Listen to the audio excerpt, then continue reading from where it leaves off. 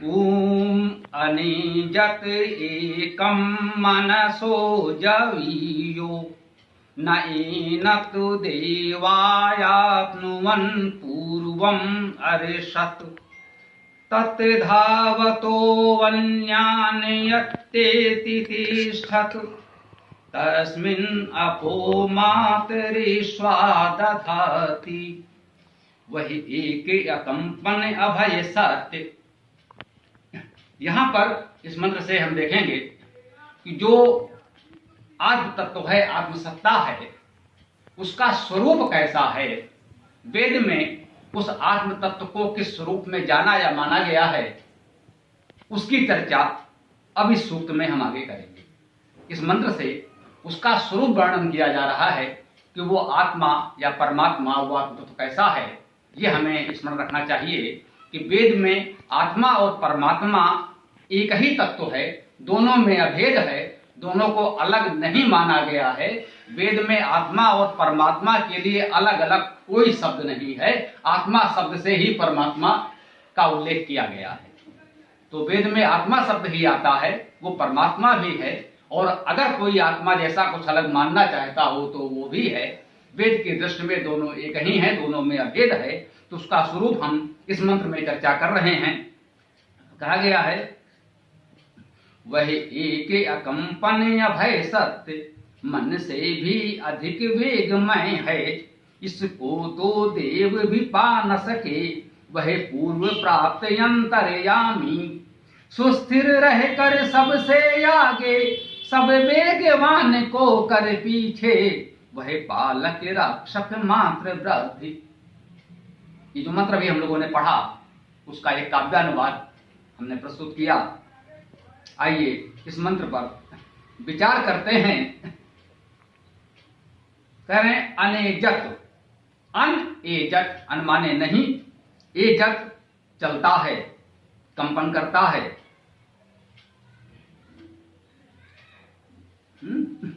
तो ये जो एज धातु है, अन एजत, अन का अर्थ तो नहीं, हिंदी से अंग्रेजी तक। एज धातु का अर्थ चलना, कंपन करना, प्रकाशित होना, और कहीं भय का भाव भी है तभी दिया गया है। तो वो चलता है, अनएजड नहीं चलता है, वो कंपन नहीं करता। जब हम ये मानकर चलते हैं कि वो आत्म तत्व सर्वत्र व्याप्त है, तो वो एक स्थान से दूसरे स्थान पर जाएगा कैसे। अगर कोई एक स्थान से दूसरे स्थान पर जाए तो इसका आशय है वो अभी यहां है और अन्य स्थान पर नहीं है, तब यहां से चलकर वहां जाएगा। क्योंकि वो आत्म तत्व परमात्मा सदा सर्वत्र व्याप्त है, इसलिए उसके चलने का कोई प्रश्न ही नहीं उठता। वो कहां से चलकर कहां जाएगा, क्योंकि जहां भी जाने की बात हम सोच सकेंगे, कल्पना करेंगे, वहां वो पहले से ही उपस्थित होगा। तो वो जाएगा कैसे, इसलिए कहा अनएजत। वह चलता नहीं है, कंपन करे कैसे करे। यहां पर एक छोटा सा वैसा भाव भी है कि जो लोग मानकर चलते हैं, कहते हैं भाई ईश्वर तो सर्वशक्तिमान है, वो सब कुछ कर सकता है। बोले नहीं भाई, बहुत से कार्य हैं जो ईश्वर नहीं कर सकता। बोले साहब ईश्वर सर्वशक्तिमान है, ऐसा क्या हो सकता है जो ईश्वर नहीं कर सकता। बोले एक नहीं अनेक कार्य हैं जो ईश्वर नहीं कर सकता। बोले ईश्वर एक है, वो अपने जैसा दूसरा ईश्वर नहीं बना सकता, ये उसके सामर्थ्य के बाहर है। हम अपने जैसे अनेक लोगों को बना सकते हैं, ये सामर्थ्य हम में है। हम अपने जैसे अनेक को उत्पन्न कर सकते हैं। ईश्वर सृजन तो कर सकता है, हम जैसे करोड़ों बना सकता है, लेकिन अपने जैसा वो दूसरा ईश्वर नहीं बना सकता। ये सर्वशक्तिमान ईश्वर के सामर्थ्य से बाहर है। बोले ईश्वर मुंसिफ है, न्यायकारी है, तो वो अन्याय तो नहीं कर सकता। अगर वो दयालु है तो निर्दयता नहीं कर सकता। सर्वशक्तिमान की कुछ लोगों ने ऐसी परिकल्पना कर ली कि जो कुछ हम सोचे वो सब ईश्वर की इच्छा है, उसने कर दिया। नहीं भाई, उसकी भी सीमाएं हैं। सर्वशक्तिमान होने के बाद भी कुछ नियम हैं, ऋत की व्यवस्था से वो भी बंधा है। अगर हम ईश्वर को एक मानेंगे तो दूसरा ईश्वर नहीं बनेगा। अगर हम उससे न्यायकारी होने की अपेक्षा करते हैं तो वो अन्याय नहीं करेगा। अगर हम मान के चलते हैं वो अविनाशी है तो विनाश कैसे होगा? तो निश्चित रूप से ये सीमाएं हैं। यहां पर जैसे कहा वो अनैचत, वो नहीं चलता। तो क्या वो चल नहीं सकता? सर्वशक्तिमान है तो उसे चलना चाहिए, चल सकता है, हाँ चल सकता है। लेकिन इससे वो जो बात बताना चाहता है कि जो सर्वत्र व्याप्त है वो एक स्थान से चलकर दूसरे स्थान पर कैसे जाए, ये एक सीमा आ गई। फिर उन्होंने कहा कि वह अनेजक एकम, वही बात, वो एक है, दूसरा नहीं हो सकता। वह अद्वितीय है, दूसरा ईश्वर वो नहीं ला सकता। एकम, एक एक ही अद्वितीय है, अनेजक है। और मनसो जवीयो, मनसो अर्थात मन से, मन के, जवीयो माने वेगवान। जू गतो धातु है, तीव्र गतो है। जू धातु में तीव्रता से चलने का भाव होता है, भागने दौड़ने का भाव होता है, तीव्र गति का भाव है। तो वो मन से भी अधिक वेगवान है, उसकी गति मन से भी अधिक है। अभी तो हम बता रहे हैं कि वो चलता ही नहीं, अपने स्थान पर जरा सा कंपन भी नहीं कर सकता, क्योंकि वो सदा सर्वत्र व्याप्त है, उसके लिए अन्य स्थान उपलब्ध ही नहीं है। और तुरंत कह रहा है अनेजत एकम, वो एक है, और मनसो जवीयो, मन से भी अधिक वेगवान है। ये कैसे है? ये निश्चित रूप से यहां पर हम देखेंगे ईश्वर का, परमात्म सत्ता का बहुत ही काव्यात्मक वर्णन है। इसमें हम काव्य का आनंद लेंगे तो उस तत्व को समझ सकते हैं और अच्छा। ये काव्यात्मक वर्णन है, इसीलिए वेद को सर्वश्रेष्ठ उत्तम काव्य भी कहा गया है। रामधारी सिंह दिनकर ने संस्कृत के 4 अध्याय में इसका विवेचन किया है तो कहा है वेद के कर्ता कवि हैं, जबकि ब्राह्मण ग्रंथों के रचयिता पुरोहित हैं, वो कर्मकांडी पुरोहित हैं। वेद की उन्होंने कर्मकांड पर व्याख्या वहां कर डाली, भले ही उसमें इतिहास, भूगोल, अन्य चीजें भी व्याख्या के क्रम में आ गई हों। जैसे हम ही बात करते हैं तो कई संदर्भ ले लेते हैं, तो उन्होंने मुख्य रूप से कर्मकांड पर व्याख्या कर दी। उनका वेद के कर्ता तो विशुद्ध कवि हैं, वहां आपको एक उत्तम काव्य का आनंद मिलेगा। लेकिन जब हम ब्राह्मण ग्रंथ देखते हैं तो वो कहीं ना कहीं कर्मकांड में फंसने लगते हैं। उपनिषद दार्शनिक ग्रंथ है, वहां पर दर्शन का आनंद लीजिए। तो वेद विशुद्ध काव्य है। तो कहा कि वह चलता नहीं है, वो एक ही है, इसलिए चले कहां, लेकिन वो मन से भी अधिक वेगवान है। हम लोग अपनी कल्पना में मानते हैं कि मन सर्वाधिक वेगवान है। अभी हम यहां बैठे हैं, कहीं की कल्पना कर ली, मन से हुआ, हम मन से वहां पहुंच गए, लेकिन वो मन से भी अधिक वेगवान है। मन की गति भी मापी गई है, वायु से अधिक, प्रकाश से अधिक मन की गति है, लेकिन उसकी भी एक गति से एक सीमा है कि वो कितने समय में कितना चलता है। परमात्मा सदा सर्वत्र व्याप्त है तो उसे कहीं और जाने आने की आवश्यकता नहीं है। तो जिस स्थान पर भी हम जाने की कल्पना करें वहां वो पहले से उपस्थित है, तो मन से भी अधिक तीव्र गति से वहां पहुंचा हुआ है। तो ये भाव को व्यक्त करना चाहते हैं इस काव्यात्मक शैली में कि वो चलता नहीं है लेकिन मन से भी अधिक वेगवान है। ये विरोधाभास अलंकार है, इसको समझना है काव्य की शैली में। न एनक देवा आपनुवन पूर्वम अर्षत, ना नहीं एनक इसको देवा अर्थात देवगण आपनुवन प्राप्त करते हैं। अब आपनुवन और प्राप्त बहुत सरलता से हम समझ सकते हैं। आ उपसर्ग है, आप धातु है। हिंदी में आप धातु में प्रा उपसर्ग लगाने की एक परंपरा से है। हमेशा आप में हम प्रा लगाकर प्राप्त बोलते हैं, लेकिन वेद इस परंपरा से बना हुआ तो नहीं है। यहां पर आ उपसर्ग लग गया, अर्थ वही निकला। प्रा का अर्थ भी हुआ प्रकृष्टता से अधिक, आ माने सम्यक समन्ता संपूर्ण, तो आपनुवन माने प्राप्त करते हुए, प्राप्त कर सके। न एन देवा आपनुवन, इसको देवों ने भी प्राप्त नहीं किया, इसको देव भी प्राप्त नहीं कर सके। हम क्या करेंगे? देव से आशय। वेद के व्याख्याकारों ने प्रयास किया है कि वेद में जो दिव्य शक्तियों का, देवों का उल्लेख होता है वो किस किस प्रकार के। भूस्थानीय देवता, भूदेव, महिदेव, पृथ्वी के देव, उसके लिए सतपथ ब्राह्मण में कहा है विद्वांसो वै देवा। देव धातु जिससे देव शब्द हम लोग बनाते हैं, उसमें प्रकाशित होना, दीप्त होना, जानना आदि अनेक अर्थ आते हैं। जिसमें कहा कि एक्सलेंस हो, जिसमें हो, जिसमें कुछ विशेष गुण धर्म हो, उसे हम लोग देव करते हैं।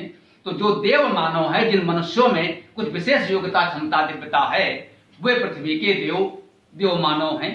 और प्राकृतिक शक्तियों को भी वेद में देव के रूप में वर्णित किया गया है। सूर्य है जिससे हमें ऊर्जा प्रकाश मिलता है, वायु है, पृथ्वी है, वनस्पति है, जिन सब से हम लाभ उठाते हैं, हमारे जीवन के लिए जो उपयोगी आवश्यक हैं, जिनसे हमारा जीवन चलता है, उन सब को वेद में देवत्व की श्रेणी में रखा गया है।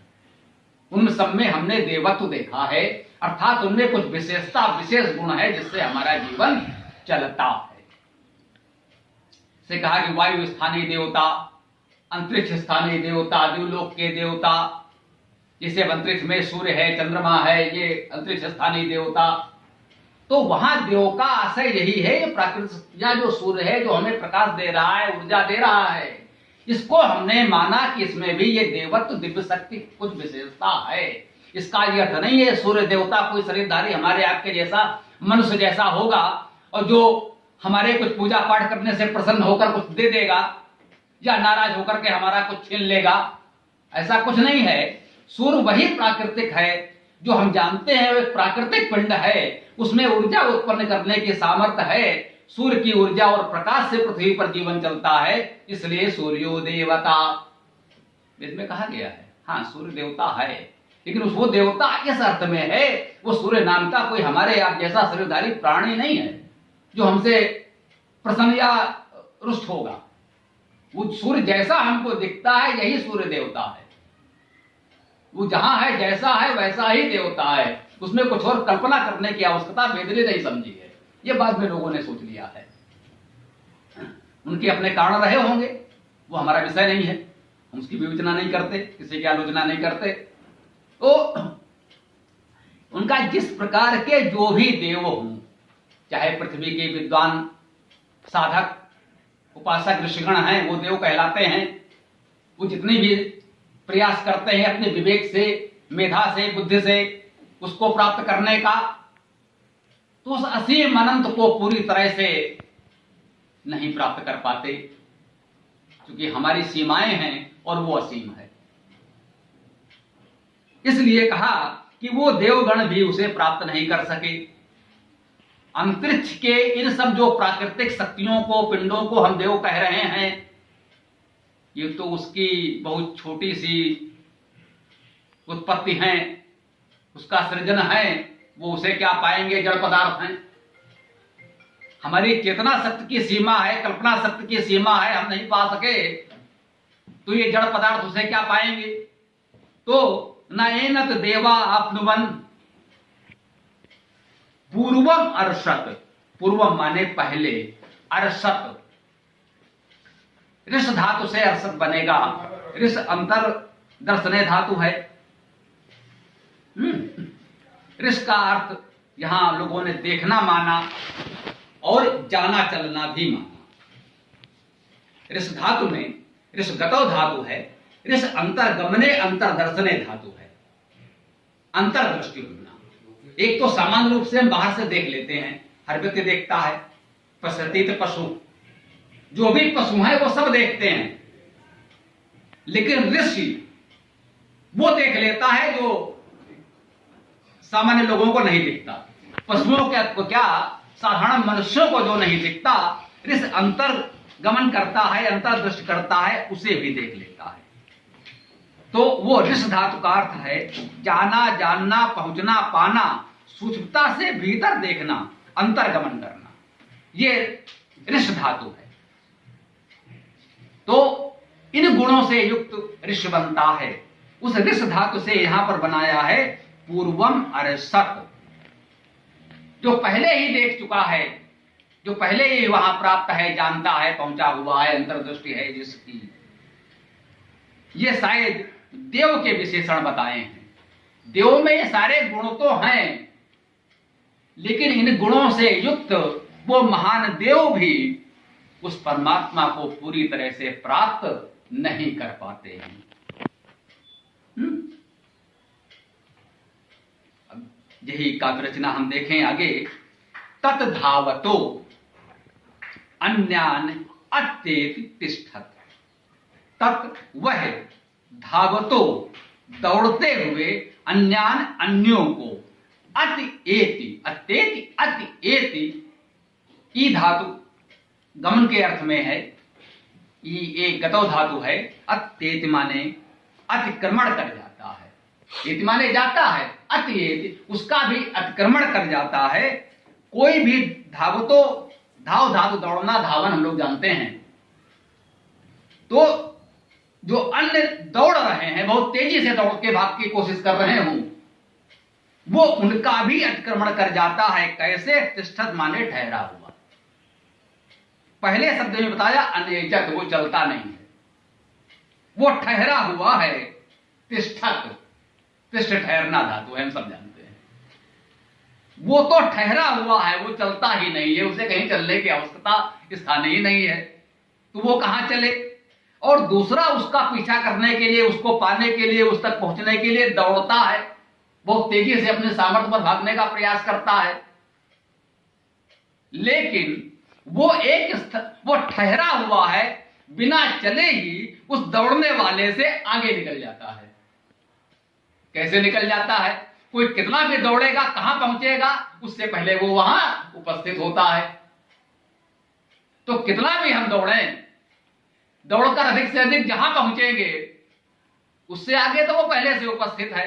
तो अब यही एक काव्य सौंदर्य देखें, कह रहे हैं वो तो ठहरा हुआ है और दौड़ने वालों से आगे रहता है, दौड़ने वालों का भी अतिक्रमण कर जाता है।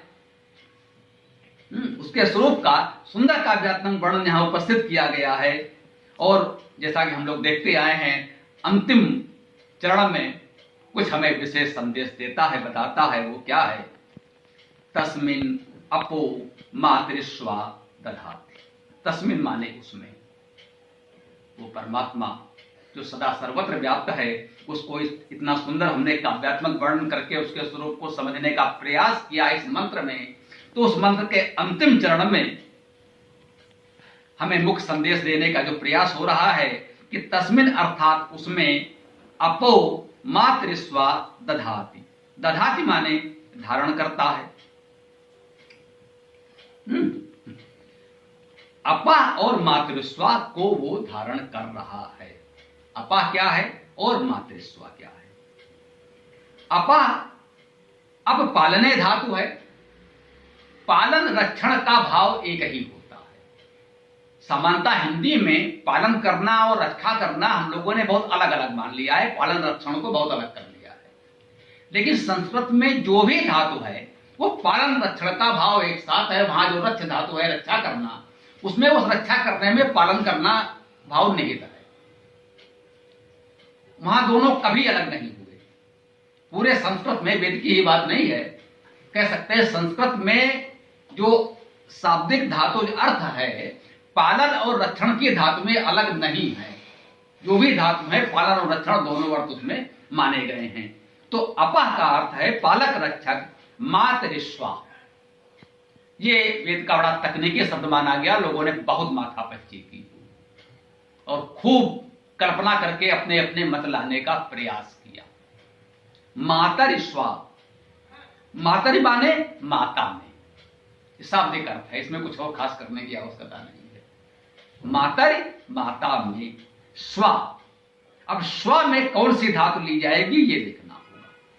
स्वसति, सांस लेता है, सामान्यतः लोगों ने इसे माना है। माता में श्वास लेना, स्वी धातु का अर्थ गमन करना भी है, वृद्धि करना भी है।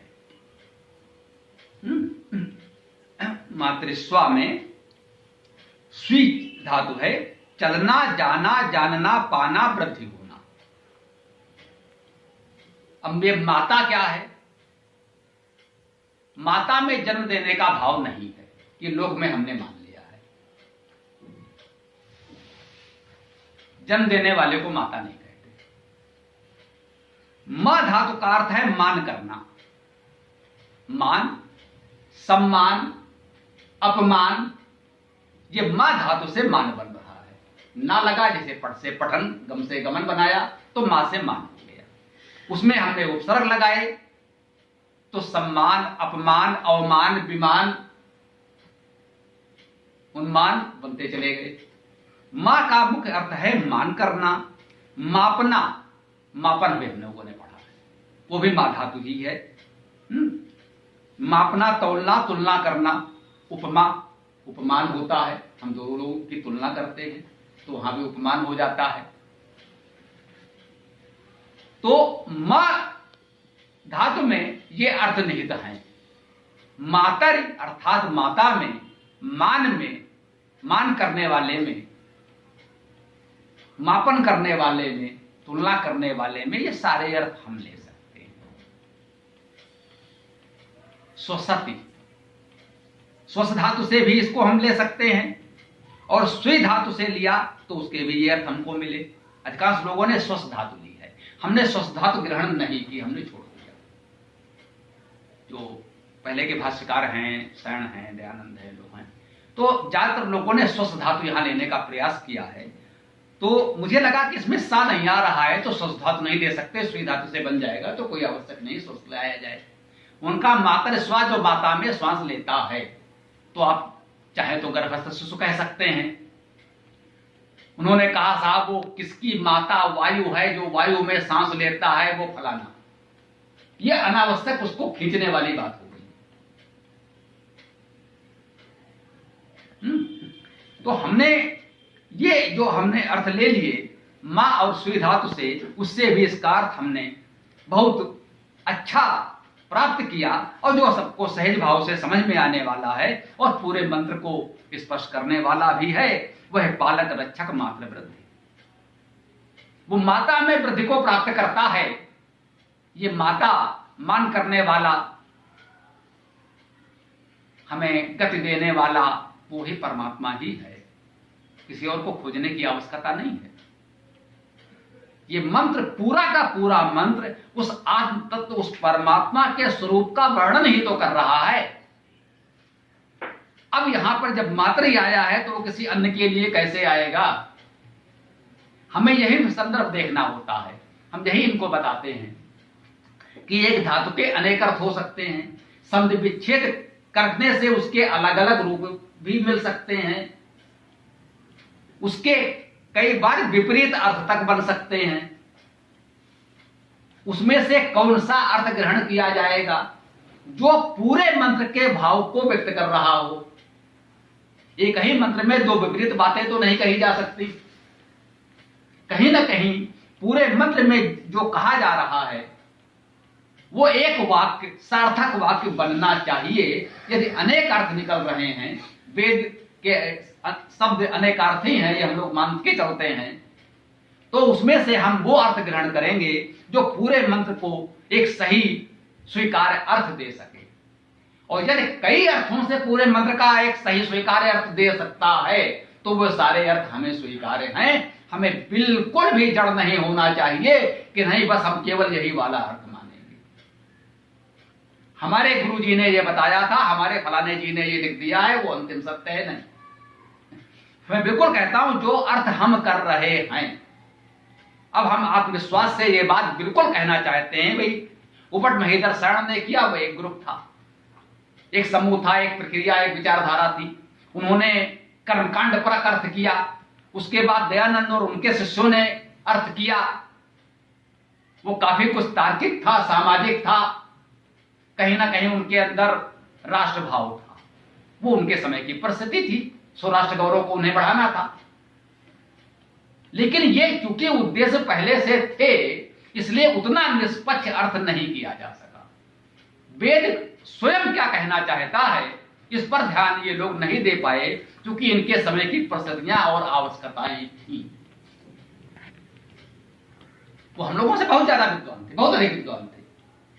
हम गंभीरता से कहते हैं कि इनके जो सहयोगी सहायक थे वो मुझसे अधिक विद्वान रहे होंगे संस्कृत भाषा व्याकरण के मामले में, हम ईमानदारी से स्वीकार करते हैं।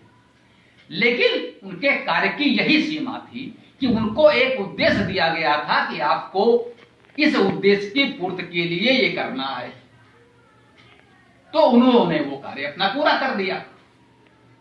अब उसमें से विद्वान है, अर्थ गलत तो नहीं करेंगे, हम दावे से कहते हैं। ना तो शरण ने कहीं कोई गलत किया है, ना दयानंद ने कहीं कुछ गलत किया है। शब्द के वो अच्छे जानकार हैं, शब्द का अर्थ बिल्कुल सही करते हैं। लेकिन फिर ये मतभेद क्यों आ जाते हैं? सायण के भाष्य में हर मंत्र में हवन कुंड जरूर होगा, दयानंद के भाष्य में कहीं हवन कुंड नहीं होगा। वो अलग बात है कि दयानंद के अनुयायी और समाजी बिना हवन कुंड लाए कोई बात ही नहीं करते।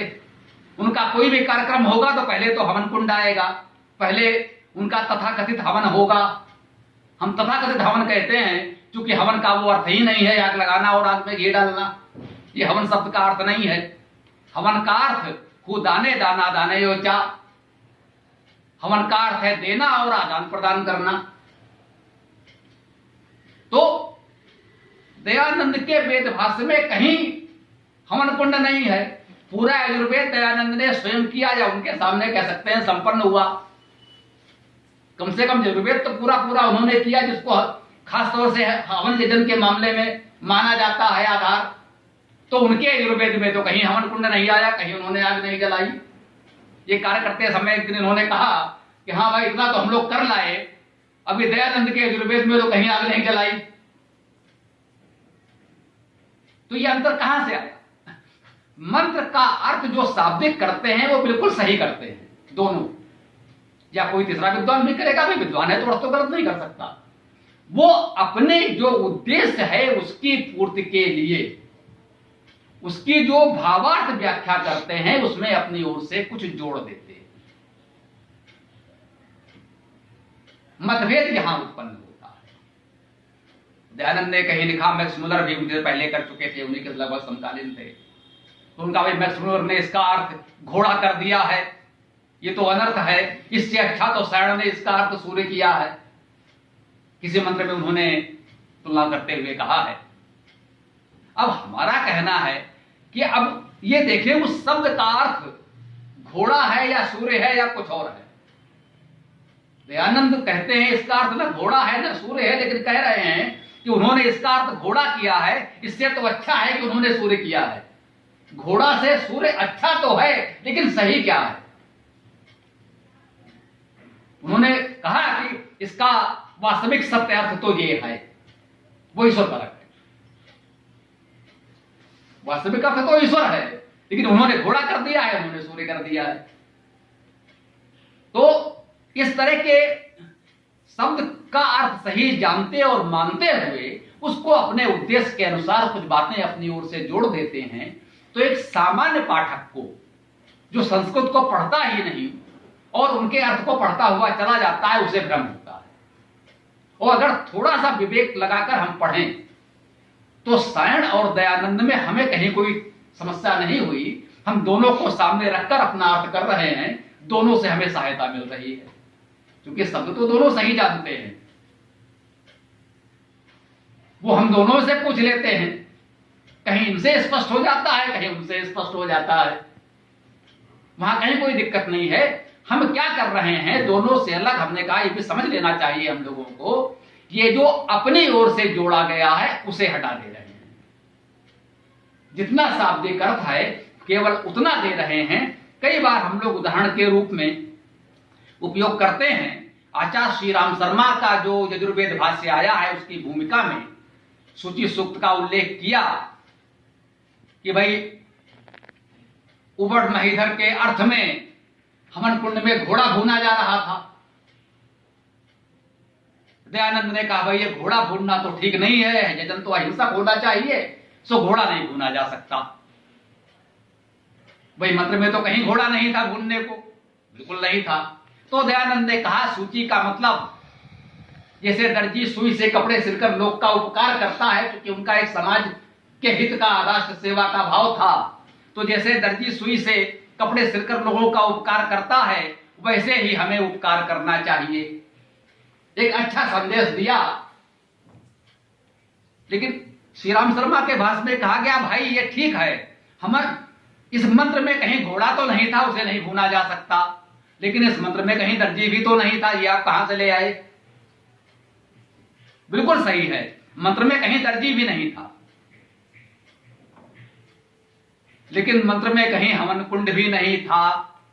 श्री राम शर्मा के भाष्य में हर जगह हवन कुंड मिलता है, क्योंकि वो सार्ण भाष्यावलंबी है, स्वतंत्र नहीं है।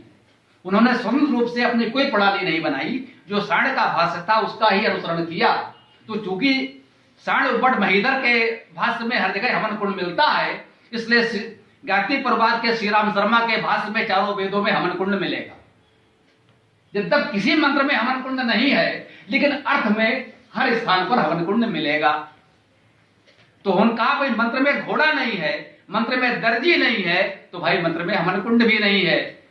अगर ये सारे जो लोगों ने जोड़े हैं, उन्होंने घोड़ा जोड़ दिया, उन्होंने दर्जी जोड़ दिया, आपने हवन कुंड जोड़ दिया, जो जोड़ा है उसे हटा दीजिए, जो बचा मंत्र का अर्थ वो बहुत सुंदर है।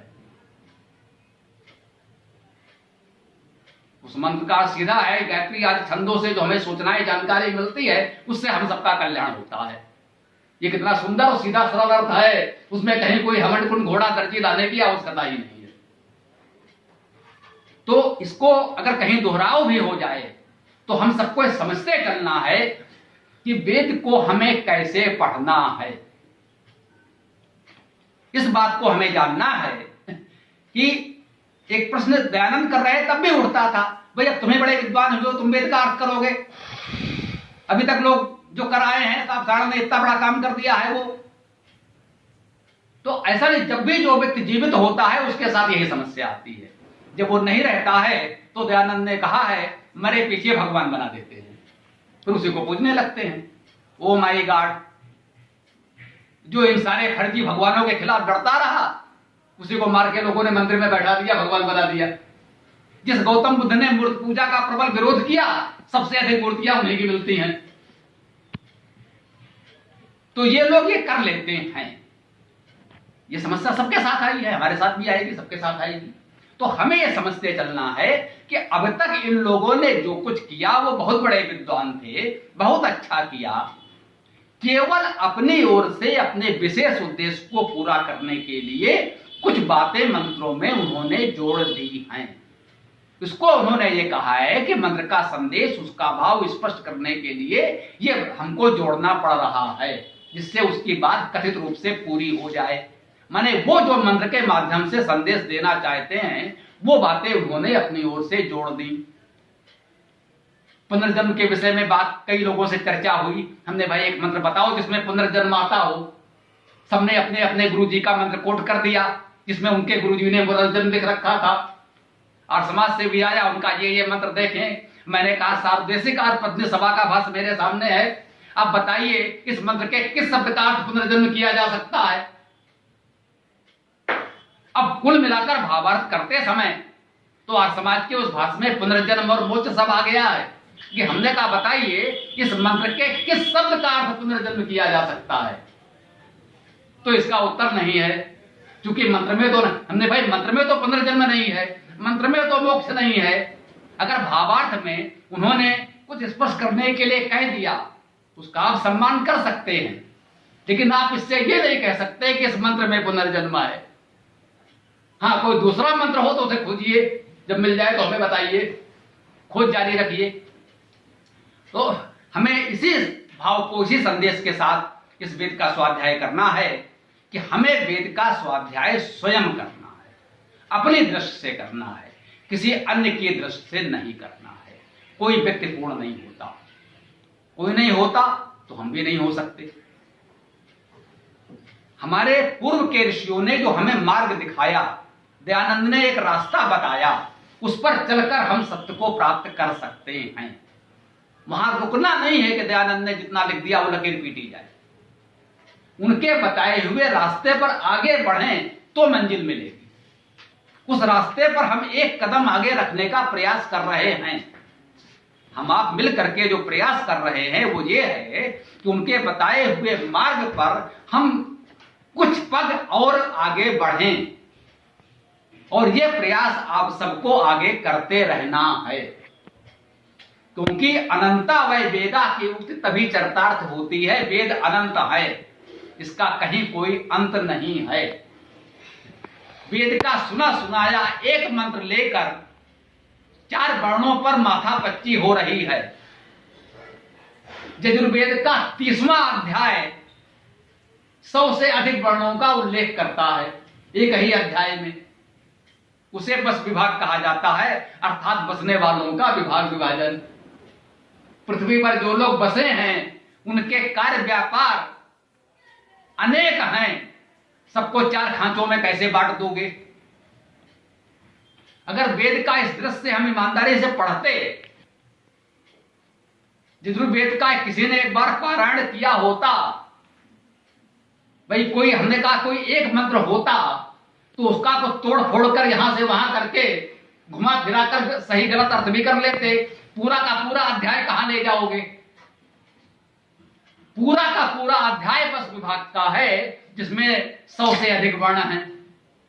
उसमें नाचने गाने वाले भी चाहिए, उसमें खिलाड़ी भी चाहिए। इन सबके वर्ण अलग अलग हो गए भाई। जिसने जो कार्य व्यवसाय अपनाया उसको उस नाम से जाना गया। अब इन सबको 4 खानों में कैसे बांटा जाए? ये समस्या आ जाएगी। तो हमारा संदेश यही है कि वेद का स्वाध्याय स्वयं करें अवश्य। सुनी सुनाई बातों पर भरोसा ना करें, हम पर भी नहीं। ईमानदारी यहीं पर आती है कि सब गलत और हम सही। ये जो कहता है वही सबसे ज्यादा असत्य बोल रहा है, कि बाकी सब लोग असत्य हैं, केवल मैं सत्य हूं, केवल मेरी बात सुनो। इसका अर्थ है कि उसको सत्य से डर लगता है, यदि बाकी बातें सुनी तो मेरा झूठ पकड़ा जाएगा, इसलिए वो कहता है सिर्फ मेरी सुनो। मैं कहता हूं सत्य को जानना है तो स्वयं स्वाध्याय करो, अध्ययन मनन चिंतन करो, केवल मेरे पर विश्वास मत करो। गौतम बुद्ध ने कहा किसी बात को इसलिए मत मानो कि मैं कहता हूं, किसी बात को इसलिए मानो कि वो तुम्हें सत्य लगता है। जब वो तुम्हें ठीक लगे तब मानो, केवल मेरे कहने से मत मानो। महात्मा गांधी ने इसी बात को अपने शब्दों में आज के समय के अनुसार कहा, जो बात तुम्हें ठीक ना लगे उसे कभी मत मानो, उसके लिए जो कुछ भी हो उसे स्वीकार करो। जो दंड मिले, जो कठिनाई आए, जो समस्या आए, उसे स्वीकार करो। हम इस बात को इसलिए नहीं मानते क्योंकि मुझे ये बात ठीक नहीं लगती। हो सकता है वो ठीक हो आपकी दृष्टि में, हो सकता है वो बात ठीक हो अनेक लोगों की दृष्टि में, लेकिन मेरे विचार के अनुसार ये बात ठीक नहीं है, इसलिए मैं नहीं मानता। आपने नमक कानून बनाया, मैं नहीं मानता क्योंकि मेरी दृष्टि में ये ठीक नहीं है। आपके पास बहुत से तर्क होंगे, बहुत से लोग उसका समर्थन भी करते होंगे, लेकिन मुझे ठीक नहीं लगता, इसलिए मैं नहीं मानता। तो जो सच्चा सत्य का शोध करने वाला है, जो सत्य पथ का पथिक है, उसको इस दिशा में चलना होगा। युवा नरेंद्र दत्त हर एक से पूछते फिरते थे, तुमने भगवान को देखा है? तुमने ईश्वर को देखा है? दुनिया भर के प्रश्न देते रहते हो बाबा जी, देखा है तुमने ईश्वर को? किसी के पास कोई जवाब नहीं है। भाई तुम्हारे पास कोई लॉजिक हो, कुछ हो, ईश्वर क्या है, कहां है, कैसा है, तो बता मुझे।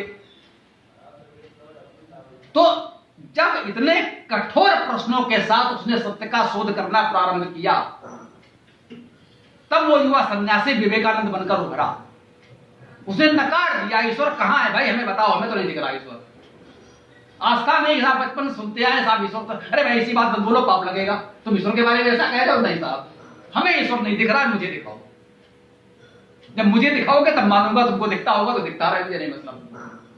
तो जब इतने कठोर प्रश्न लेकर एक बालक, एक किशोर नरेंद्र दत्त निकलता है और तमाम लोगों से पूछता फिरता है कि भाई अगर तुम ईश्वर की बात करते हो तो क्या तुमने देखा है, जरा हमको भी समझाओ। जब इतने निष्पक्ष दृष्टिकोण से वो पढ़ना प्रारंभ करता है, सोचना प्रारंभ करता है, तब विवेकानंद बनता है। दयानंद जब ब्रजानंद के पास पहुंचे विद्या के लिए, तो गुरुजी ने ये कहा कि बेटा अब तक तुमने जितना पढ़ा है वो सब जाके पहले यमुना में फेंकाओ।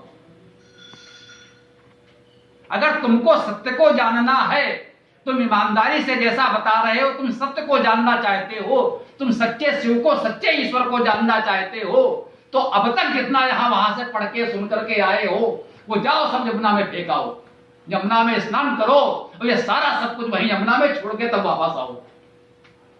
बिल्कुल निष्पक्ष निर्लिप्त होकर के। ये प्रश्न मत करना, अरे ऐसा कैसे बोल दिया भाई, हमने तो ऐसा सुना है, तो ऐसा होता है। जब तक तुम्हारे मन में ये पहले से पूर्वाग्रह है कि ऐसा तो है, ऐसा कैसे कह दिया, है तो गलत हो गया, है तो पाप हो गया, इससे हमारी आस्था को चोट पहुंची, जब तक आपकी आस्था आपके ऊपर हावी है, जब तक आस्था को चोट लगती है, तब तक आप सत्य को नहीं जान सकते। यदि सत्य को जानना है तो इस पूर्वाग्रह से मुक्त होना होगा। मुख्य बात यही है कि पूर्वाग्रह मुक्त होकर अब तक हमने क्या जाना समझा, हम अपने परिवार में बड़ों से क्या सुनते आए, हमारे किसी तथाकथित गुरु जी ने क्या बताया, किसी कथा प्रवचन में किसी बाबा जी ने क्या सुनाया, हमें उससे प्रभावित नहीं होना है। सुनना है, जानना है। अगर सुनेंगे नहीं, लोगों को समझेंगे नहीं, पुस्तकों को पढ़ेंगे नहीं, तो जानेंगे कैसे। लेकिन हमें स्वतंत्र बुद्धि से उस पर विचार करना होगा। यदि हमारी बुद्धि इतनी स्वतंत्र और निष्पक्ष हो कि हम मान कर चलें कि कुछ भी अकाट्य नहीं है, भाई फला ग्रंथ में लिखा है क्या, उस पर भी प्रश्न उठाया जा सकता है। मैं कहता हूं हाँ, एक नहीं सैकड़ों हजारों प्रश्न उठाए जा सकते हैं। एक नहीं साहब अध्यात्म रामायण में लिखा है क्या, उस पर भी प्रश्न उठाया जा सकता है। मैंने कहा अध्यात्म रामायण पर हजारों प्रश्न उठाए जा सकते हैं, वो भी एक पुस्तक है जिसे हमारे आप जैसे किसी व्यक्ति ने लिखी है। गीता पर अनेक प्रश्न उठाए जा सकते हैं, वो भी एक पुस्तक है जिसे हमारे आप जैसे किसी व्यक्ति ने लिखा है। जब इतनी स्वतंत्र बुद्धि से आप विचार करेंगे तब आप समझ पाएंगे गीता क्या है, तब आप समझ पाएंगे रामायण क्या है, तब आप समझ पाएंगे उपनिषद क्या है, तब आपके समझ में आएगा वेद क्या है। जब तक हमारी आंखें बंद है, चश्मा लगा है, अरे भाई गीता तो उसके बाद क्या कहा जा सकता है, तब तक गीता आपकी समझ में आने वाली नहीं है। गीता का तत्व अगर आपको जानना है तो आप पहले प्रश्न उठाइए कि गीता में ये क्यों कहा गया, ये गलत भी हो सकता है। तब आपके समझ में आएगा ये क्यों कहा गया है और सत्य क्या है और क्यों है। तो हम लोग निष्पक्ष भाव से, तटस्थ भाव से, पूर्वाग्रह मुक्त होकर वेद का स्वाध्याय करें और वेद के सत्य को जानें, समझें, अपनाएं, अपने जीवन में धारण करें। इस भावना के साथ आज की बात हम यहाँ समाप्त करते हैं। ओम शांति।